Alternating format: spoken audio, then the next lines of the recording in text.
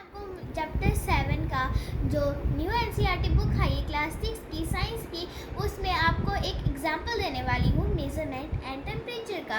जैसे उसमें एक क्वेश्चन था कि क्या हम मेज़र कर सकते हैं कि जैसे कि मतलब हम जैसे दूसरे की ओर से, जैसे मानो मेरा हाथ ठंडा और मेरी मदर का हाथ गर्म है, और मैं मेज़र कर सकती हूँ कि मम्मी को फीवर है या नहीं कर सकती, क्योंकि उसके लिए मैं एग्जैक्ट नहीं ले सकती। और अगर मैं उसको टेम्परेचर अगर मानो, उसके लिए एक एग्जांपल है मेरे पास कि जैसे मानो कि एक हाथ मैंने रखा अपने गर्म, हम पहले 3 बकेट्स लेंगे, उनमें से एक के अंदर रख देंगे गर्म पानी, बीच वाली में रखेंगे नॉर्मल पानी, एंड जो साइड वाली जो लास्ट बकेट है उसमें हम ठंडा पानी रखेंगे।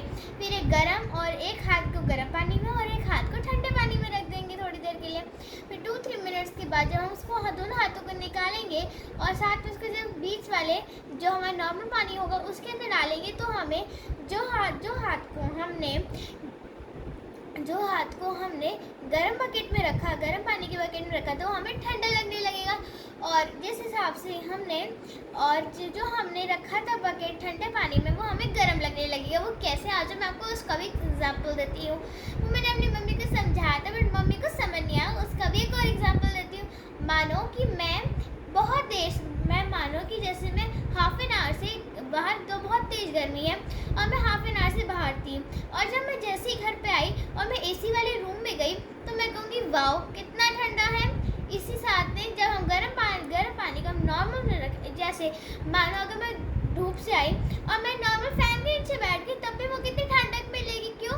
क्योंकि मैं तड़कती गर्मी से आई हूँ, और जो पहले से ही इधर बैठा हुआ था वो कहेगी कितनी गर्मी लग रही है, इसलिए कि वो पहले से ही ठंड में था, ठंडा हाथ तो पहले से ठंड में था।